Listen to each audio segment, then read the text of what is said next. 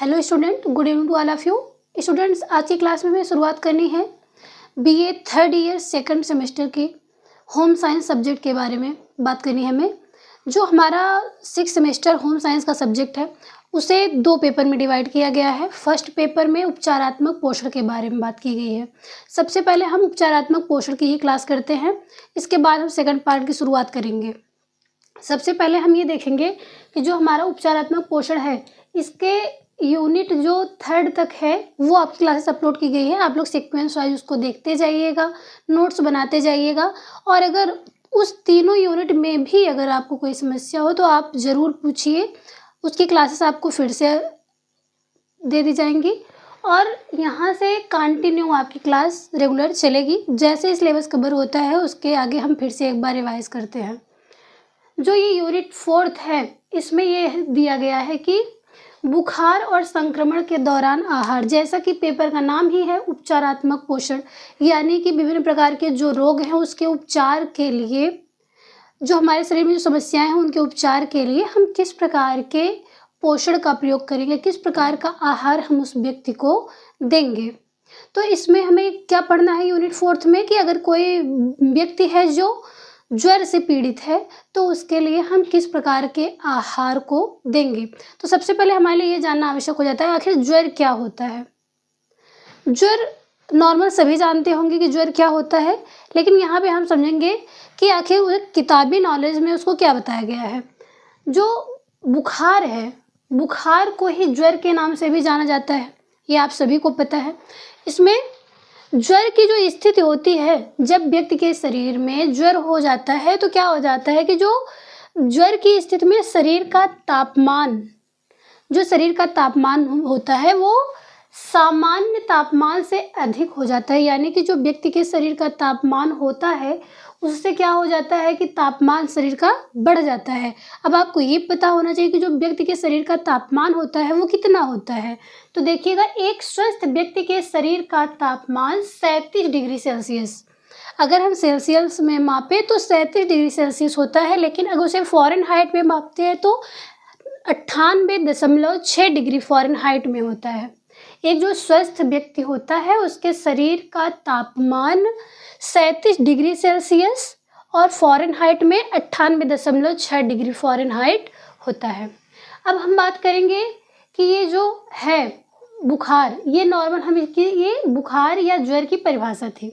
अब इसमें देखिएगा कि बुखार की स्थिति जब होती है तो उसमें क्या होता है, आधारीय उपापचयी दर, जिसे इंग्लिश में basal metabolic rate, short form में इसको BMR कहते हैं।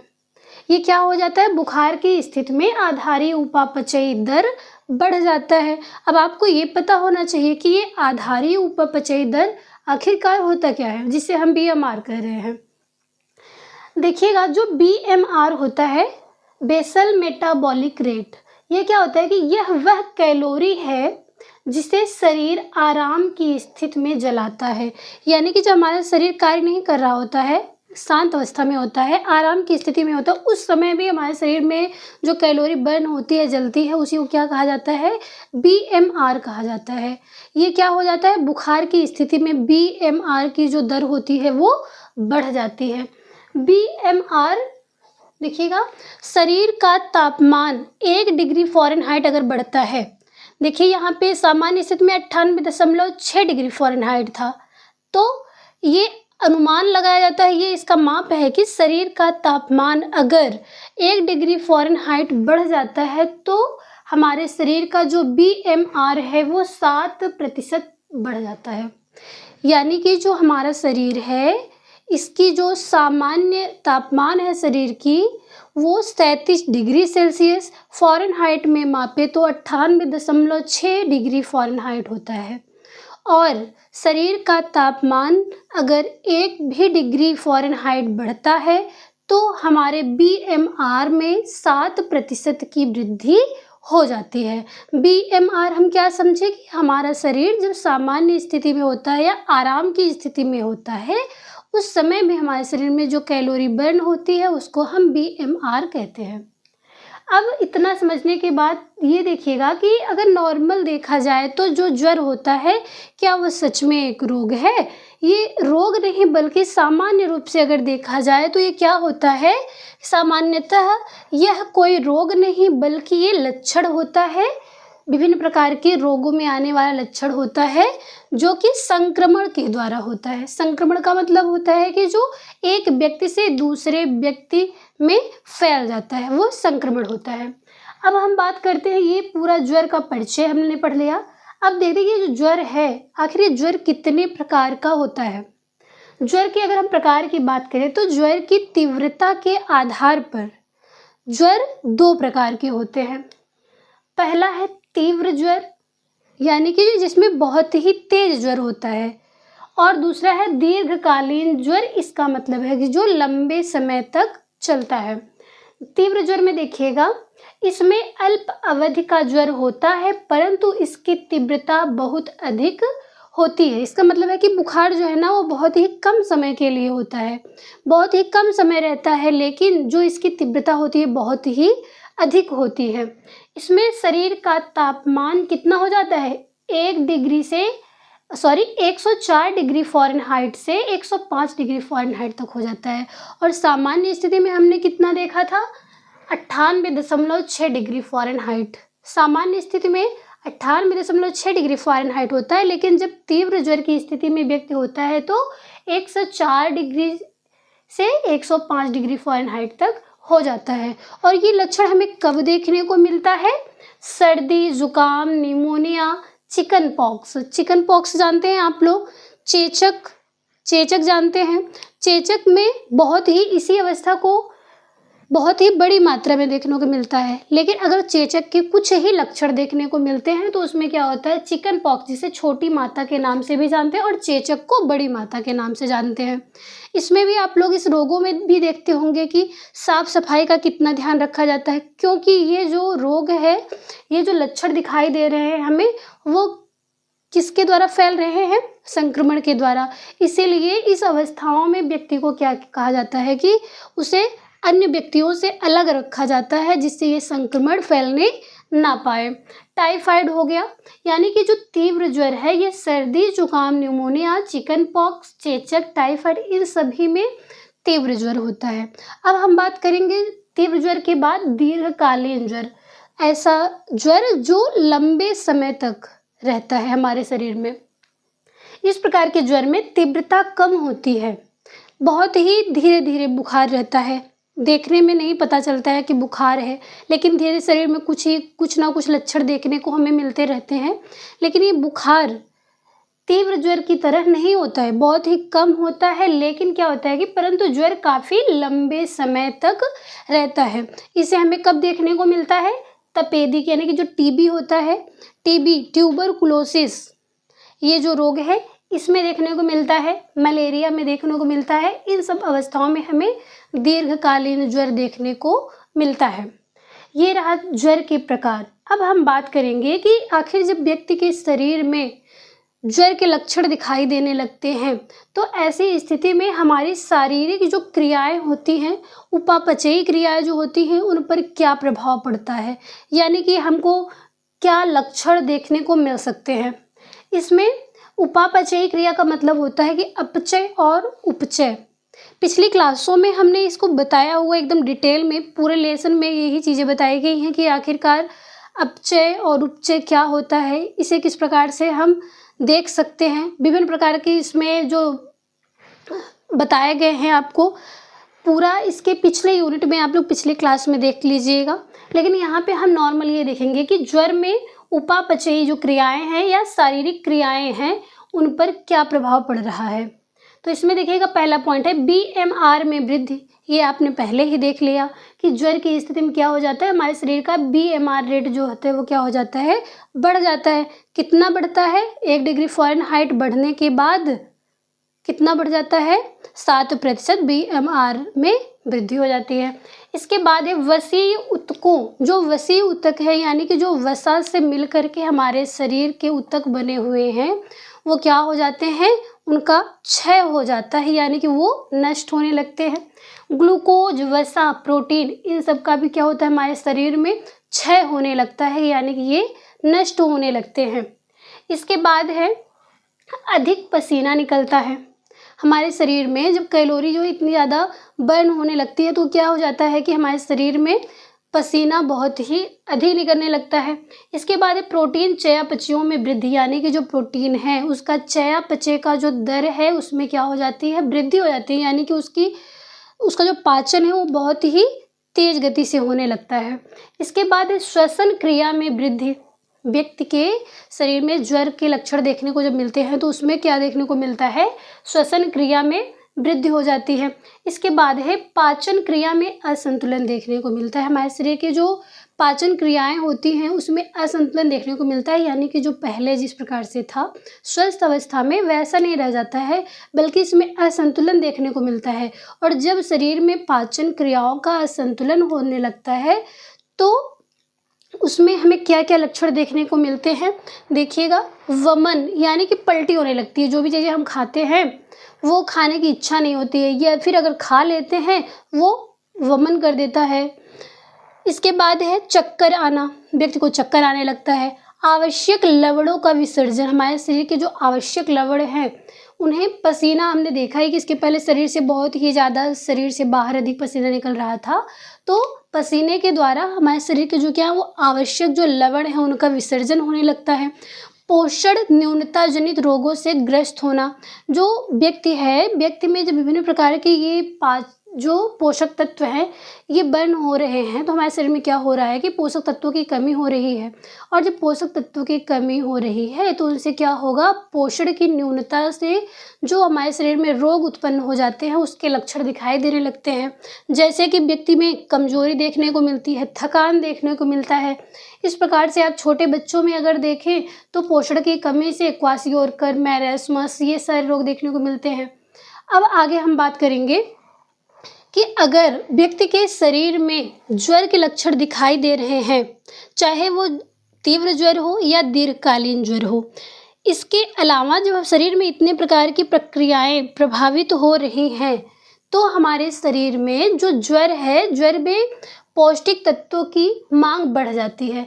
अब हमने कौन कौन से पोषक तत्वों की मांग बढ़ रही है, क्योंकि हमने लेसन की शुरुआत में ही देखा है कि बुखार और संक्रमण के दौरान हमें आहार की आवश्यकता किस प्रकार से पड़ सकती है। तो ये सारे लक्षणों को पढ़ने के बाद, ये सारी चीज़ें पढ़ने के बाद हमें ये पता होना चाहिए कि जो ज्वर है उसमें पौष्टिक तत्वों की मांग किस प्रकार से बढ़ रही है। इसमें देखिएगा, सबसे पहले उच्च कैलोरी युक्त आहार। उच्च कैलोरी युक्त ऐसे आहार जिसमें कैलोरी की मात्रा हमें अधिक मिलती है उनकी आवश्यकता हमारे शरीर में बढ़ जाती है। ज्वर की स्थिति में BMR की वृद्धि के कारण ऊर्जा की 50% मांग बढ़ जाती है। जब हमारे शरीर में BMR में वृद्धि होती है तो क्या होता है कि शरीर में 50% ऊर्जा की मांग बढ़ जाती है। इसके बाद है उच्च प्रोटीन युक्त आहार, यानी कि जो हमारे शरीर में, अभी हमने देखा था कि प्रोटीन का जो है ये चयापचय बहुत ही अधिक हो रहा है, चयापचय में वृद्धि हो गई है। तो हमारे शरीर में जब चयापचय में प्रोटीन की वृद्धि हुई है तो प्रोटीन जो है उसका भी हमारे शरीर में मांग बहुत ही ज़्यादा बढ़ जाएगा। तो उसके दौरान हम क्या करेंगे, दैनिक आवश्यकता, यानी कि व्यक्ति की जो शारीरिक आवश्यकता है प्रतिदिन की, अगर व्यक्ति के शारीरिक आवश्यकता को हम देखें तो जो व्यक्ति है, व्यक्ति के शारीरिक जो माप है, वजन है व्यक्ति का 1 किग्रा, अगर व्यक्ति का वजन जितना भी हो उतने के 1 ग्राम होना चाहिए। यानी कि अगर व्यक्ति का वजन 55 किलोग्राम है तो उसके शरीर में 55 ग्राम प्रोटीन की आवश्यकता होती है। इसे इम्पॉर्टेंट पॉइंट में नोट कर लीजिएगा कि जो व्यक्ति है उसमें अगर व्यक्ति का वजन 1 किलो है तो 1 ग्राम, अब 1 किलो तो होगा नहीं, इसी के आधार पर व्यक्ति के शरीर में प्रोटीन की आवश्यकता होती है। अगर व्यक्ति के शरीर का वजन 55 kg है तो प्रोटीन की मांग कितनी होगी, 55 ग्राम। ये नोट कर लीजिएगा। इसी के आधार पे अगर देखिएगा तो इसमें क्या हो जाता है कि जो प्रोटीन है दैनिक आवश्यकता जितनी है व्यक्ति की उससे 50% अधिक की वृद्धि हो जाती है। और यह जो प्रोटीन है, जो प्रोटीन हम ग्रहण करेंगे वो कहाँ से प्राप्त होने चाहिए, वनस्पति जगत से या फिर प्राणिज जगत से। तो इसमें हम देखते हैं कि जो ज्वर में प्रोटीन की मांग बढ़ रही है उसमें प्राणिज स्रोतों से प्राप्त होने वाले क्या होने चाहिए, प्रोटीन हमें ग्रहण करने चाहिए, क्योंकि इसमें सभी प्रकार के आवश्यक अमीनो अम्ल पाए जाते हैं। हमारे शरीर में जो अमीनो अम्ल पाए जा रहे हैं हमारे शरीर के लिए जो आवश्यक हैं वो ज़्यादातर हमें कहाँ से मिल रहे हैं, प्रोटीन जगत से प्राप्त हो रहे हैं। इसके बाद तीसरा पॉइंट देखिएगा, वसा। वसा जो पोषक तत्व है इसकी मांग क्या हो जाती है, बढ़ जाती है। वसा की मांग भी हमारे शरीर में बढ़ जाती है। इसके बाद है खनिज लवण। खनिज लवणों में सभी में नहीं बल्कि सोडियम और पोटेशियम की मांग अधिक हो जाती है हमारे शरीर में। इसके बाद है विटामिन। ज्वर की स्थिति में क्या हो जाता है, ज्वर में विटामिन ए और विटामिन सी की मांग बढ़ जाती है। विटामिन ए और विटामिन सी से जो जिस भी स्रोत से हमें ये प्राप्त होते हैं उनकी जो आहार है हमें खाद्य पदार्थों में उनकी मात्रा को बढ़ा देना चाहिए। इसके बाद है जल। जो जल है इसमें आप लोग पहले ही देख चुके हैं इसके लक्षण में या फिर शारीरिक क्रिया पे जो इसका प्रभाव पड़ रहा है कि हमारे शरीर से पसीना बहुत ही अधिक निकल रहा है, और अगर शरीर से पसीना बहुत ही अधिक निकल रहा है तो क्या होगा, अधिक पसीना निकलने से जल की मांग हमारे शरीर में बढ़ जाती है। तो इस प्रकार से हमने ये इतना देखा कि बुखार का परिचय क्या है और बुखार के प्रकार, ये बुखार जो हो रहा है उनका हमारे शारीरिक क्रियाओं पर किस प्रकार का प्रभाव पड़ रहा है। इसके साथ ही साथ बुखार के दौरान पौष्टिक तत्वों की मांग हमारे शरीर में किस प्रकार से बढ़ रही है। इसके बाद हम बात करेंगे जो ज्वर है, इस ज्वर की स्थिति में आहार का नियोजन हम किस प्रकार से करेंगे, आहार का प्लानिंग हम किस प्रकार से करेंगे। अब हम बात करेंगे आहार नियोजन के बारे में। ये जो हमारा ज्वर है, ज्वर की स्थिति में हम किस प्रकार से आहार नियोजन करते हैं। तो इसके लिए हमें सबसे पहले क्या जानना होगा कि आखिरकार आहार क्या होता है। हम आहार नियोजन करने जा रहे हैं तो आहार के बारे में पता होना चाहिए। तो ये जो आहार होता है इसकी इंग्लिश क्या होती है, डाइट होती है। और आप लोगों को कहते हुए सुने होंगे कि डाइट पे है वो व्यक्ति। इसका क्या मतलब है कि वो जो व्यक्ति है वो प्रत्येक दिन अपने खाद्य पदार्थों को हर दिन जो ग्रहण कर रहा था उसमें कमी कर दिया है या फिर अधिकता कर रहा है, जिस भी प्रकार के उसके शरीर को आवश्यकता होगी उसी आधार पे वो कम या अधिक कर रहा होगा। तो क्या एक हफ्ते का कर रहा होगा, नहीं, बिल्कुल भी नहीं, वो एक दिन का करता है, यानी कि दैनिक जो आवश्यकताएं हैं उसमें वो कमी करता है। तो आहार देखिए, व्यक्ति के द्वारा एक दिन में ग्रहण की गई खाद्य पदार्थों की जो मात्रा होती है वो क्या कहलाती है, आहार। इसके बाद है कि आहार नियोजन क्या होता है। नियोजन में आप लोग ये जानते होंगे कि नियोजन का अर्थ ही होता है कि एक रूपरेखा, एक रेखा तैयार कर देना, जिसपे जैसे एक रेखा है, या फिर हमें कोई भी कार्य कर रहे हैं, अगर हमें टीचर बनना है तो क्या करते हैं, हम एक सीक्वेंस वाइज सीक्वेंस से अपने क्लासेस को आगे पढ़ते जाते हैं, डिग्रियाँ उसकी हासिल करते जाते हैं, उसी हिसाब से तैयारी करते हैं जिस भी फील्ड में हमें जाना होता है। तो उसी प्रकार नियोजन का अर्थ होता है कि एक रूपरेखा तैयार कर देना। आहार नियोजन का अर्थ होता है कि आहार को ग्रहण करने के लिए हमें एक रूपरेखा मिल जाती है। आहार नियोजन का को देखिएगा कि व्यक्ति के आहार नियोजन हम किस प्रकार से कर रहे हैं। व्यक्ति के आयु यानी कि व्यक्ति की उम्र क्या है, व्यक्ति की उम्र के अनुसार व्यक्ति का लिंग, वो पुरुष है या फिर महिला है। कार्य, वो व्यक्ति का कार्य क्या है, मध्यम कार्य कर रहा है या फिर बहुत ही शारीरिक कार्य कर रहा है। स्वास्थ्य की स्थिति, जो उस व्यक्ति की स्वास्थ्य स्थिति है, यहाँ पे व्यक्ति की स्वास्थ्य स्थिति क्या है, बुखार या ज्वर की बात हम कर रहे हैं। इसी प्रकार से वो व्यक्ति जो है, व्यक्ति के स्वास्थ्य की जो स्थिति होगी उस स्थिति के अनुसार हम क्या करते हैं, स्थिति आदि के दौरान आहार देने की जो क्रिया होती है वो क्या कहलाती है, आहार नियोजन कहलाती है। यानी कि आहार नियोजन को अगर थोड़े से शब्दों हम जानना चाहें तो जो आहार नियोजन है वो व्यक्ति की आयु, लिंग और कार्य, उसकी व्यक्ति की स्वास्थ्य की स्थिति को ध्यान में रखते हुए हम जो भी आहार उसको देते हैं वो क्या कहलाता है, आहार नियोजन कहलाता है। आहार हम जो दे रहे हैं वो एक दिन के लिए हम डिसाइड कर रहे हैं कि एक दिन में उस व्यक्ति को क्या देना है। अब हम देखेंगे कि ज्वर की स्थिति में, ये हमने आहार और आहार नियोजन को समझ लिया, तो हमें इसमें पढ़ना क्या था कि ज्वर की स्थिति में आहार नियोजन हम किस प्रकार से करेंगे। इसके पहले वाले टॉपिक में आप लोगों ने पढ़ा कि व्यक्ति के शरीर में ज्वर की स्थिति में किस प्रकार के पोषक तत्वों की मांग बढ़ रही है। अब इसमें हम देखेंगे कि जो व्यक्ति है, व्यक्ति के शरीर में आहार जो आवश्यकताएं हैं उसके अनुसार हम किस प्रकार से आहार नियोजन कर रहे हैं। इसमें है पहला पॉइंट, हल्के भोजन को सम्मिलित करना। जो भी खाद्य पदार्थ हम ग्रहण करते हैं उसका हमारे शरीर में एकदम आसानी से पाचन हो सके, इस प्रकार के हल्के भोजन हमें ग्रहण करने चाहिए। दूसरा है उबली हुई सब्जियां। जो भी सब्जियां हैं, हरी सब्जियां, उनको हम किस प्रकार से ग्रहण करें, उसको उबाल कर, उबली हुई सब्जियां या फिर सूप बना करके हम क्या करते हैं, उसको ग्रहण करते हैं। इसके बाद रसीले फलों का सेवन करना। रसीले जो फल होते हैं उनसे हमें क्या मिलेगा, उससे हमारे शरीर में जल की जो पूर्ति है वो भी पूरी हो जाएगी, कैलोरी भी मिल जाएगा। इसके बाद है अंकुरित अनाजों को शामिल करना।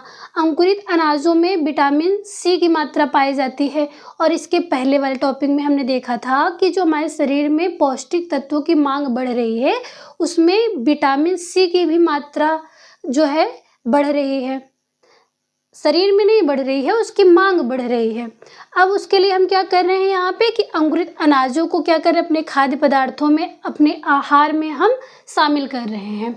इसके बाद है प्रोटीन की मात्रा में वृद्धि है, तो हम क्या क्या ग्रहण करेंगे। इसके पौष्टिक मांग में हमने क्या पढ़ा था कि उसमें प्रोटीन का जो चयापचय है उसमें वृद्धि हो रही है, और हमारे शरीर में प्रोटीन की मांग बढ़ रही है, और हमें उसमें क्या ग्रहण करने को बताया गया कि जो प्राणिक जगत से जो प्राप्त प्रोटीन है उन्हें हमें अपने खाद्य पदार्थों में सम्मिलित करना है। तो आहार नियोजन में प्रोटीन की मात्रा की वृद्धि है, तो हमें चिकन, दूध, पनीर, उबला हुआ अंडा, ये सारी चीज़ों को अपने खाद्य पदार्थों में शामिल करना चाहिए। और इसके साथ ही साथ जो दाल होता है, दाल में भी हमें प्रोटीन की मात्रा मिलती है, तो दाल को भी हमें क्या करना चाहिए, ज्वर की स्थिति में अपने खाद्य पदार्थों में सम्मिलित करना चाहिए। इसके बाद है तरल पदार्थों का सेवन करना। जल की कमी जो हमारे शरीर में हो रही है उसकी पूर्ति के लिए हमें क्या करना है, तरल पदार्थों का सेवन करना है। तरल पदार्थ जैसे नारियल का पानी पीना, फलों का जूस पीना, ORS का जो घोल बना के हम पीते हैं, ये सारी चीज़ों को हमें क्या करना है, ज्वर की स्थिति में अपने आहार में सम्मिलित करना है।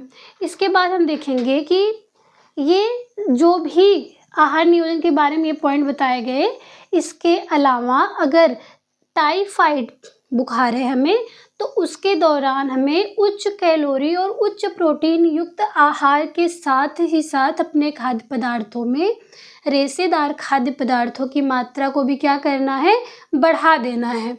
इसके बाद है ज्वर की स्थिति में किस प्रकार के आहार पर रोक लगाना चाहिए। अगर हम अपने ज्वर को ठीक करने के लिए इतने प्रकार से कार्य कर रहे हैं, उसकी मांग को पहचान रहे हैं, हमारे शरीर में मांग क्या है, किस पौष्टिक तत्वों की मांग है, और फिर अगर ज्वर की स्थिति को ठीक करने के लिए हम आहार नियोजन कर रहे हैं, प्लानिंग कर रहे हैं, तो हमें तो ये भी पता होना चाहिए कि आखिर ज्वर की स्थिति में हम कौन सी ऐसी चीज़ें हैं जिन पे रोक लगाएं। नहीं तो ये पता चले कि हम इन सब खाद्य पदार्थों को तो अपने आहार में सम्मिलित कर रहे हैं, इनका ध्यान दे रहे हैं, लेकिन क्या कर रहे हैं कि जो हमारे शरीर में और भी पोषक तत्व हम ग्रहण कर रहे हैं उन पे हमें रोक लगाना है या फिर नहीं लगाना है। अगर उन खाद्य पदार्थों पर हम रोक नहीं लगाते हैं तो हमें आहार नियोजन करने का कोई मतलब नहीं होता है। इसीलिए कहा जाता है कि जो बुखार है या फिर कोई भी समस्या हो व्यक्ति के शरीर में, तो उसके उपचार के लिए हमें कौन से तत्वों को देना है, कौन सी दवाइयों को देना है, उसकी जानकारी से ज़्यादा हमें इस बात की जानकारी होनी चाहिए कि कौन से तत्वों को नहीं देना है। तो इसके लिए देखिएगा कि ज्वर की स्थिति में कौन सी ऐसी चीज़ें हैं जिन पे हमें क्या करना चाहिए, रोक लगाना चाहिए। जैसे मसालेदार खाद्य पदार्थ, जो भी मसालेदार खाद्य पदार्थ हैं उन पे हमें रोक लगा देना चाहिए। लेकिन ऐसा नहीं है कि अब आपको कह दिया गया यहाँ पे प्रोटीन की मात्रा को बढ़ाने के लिए पनीर चाहिए, तो पनीर को सिंपल ना ग्रहण करके आप अब मसालेदार उसकी सब्जी बना के खा रहे हैं पनीर की। अंडे को एकदम वीआईपी में एकदम मसालेदार बना के खा रहे हैं, तो इससे क्या होगा, हमारे शरीर में हानि हो जाएगी। जो भी हम नियोजन कर रहे हैं वो सब बेकार हो जाएगा। इसलिए जो मसालेदार खाद्य पदार्थ है उन पे हमें क्या करना चाहिए, रोक लगा देना चाहिए। तली हुई जो चीज़ें हैं उन पे हमें क्या करना चाहिए, रोक लगा देना चाहिए। ऐसा नहीं है कि प्रोटीन की प्राप्ति के लिए हम मसालेदार पनीर की सब्जी बनवाते हैं, उसके साथ में पूड़ी बनवा दे रहे हैं, तो वो सब क्या होगा, हमारे शरीर के लिए हानिकारक होता है। इसके बाद है जंक फूड, फास्ट फूड, ये सब जो मार्केट में नई नई चीज़ें, चाउमीन, मैगी, पास्ता, ये सारी चीज़ें आ रही हैं, इन सबको हमें क्या करना चाहिए, इन सब पे रोक लगा देना चाहिए। इसके बाद है कैफीन, ठंडी चीज़ें, आइसक्रीम, कोल्ड ड्रिंक, ये सारी जो चीज़ें हैं इन पे हमें क्या करना चाहिए, रोक लगा देना चाहिए। कैफीन युक्त पेय पदार्थ, ऐसे पेय पदार्थ जिनमें कैफीन की मात्रा पाई जाती है उन पे हमें क्या करना चाहिए, रोक लगा देना चाहिए। शराब तथा इसके साथ ही साथ शराब पर भी रोक लगाना चाहिए, और ज़्यादा मीठी चीज़ें जो होती हैं उनको हमें अपने खाद्य पदार्थों में सम्मिलित नहीं करना चाहिए। तो ये आहार नियोजन में आपने देखा कि ज्वर की स्थिति जब हो रही है, इसमें इस प्रकार के जो भी खाद्य पदार्थ हमें ग्रहण करने हैं, उसके साथ ही साथ ज्वर की स्थिति में इन सारी चीज़ों पे हमें क्या करना है, रोक लगाना है।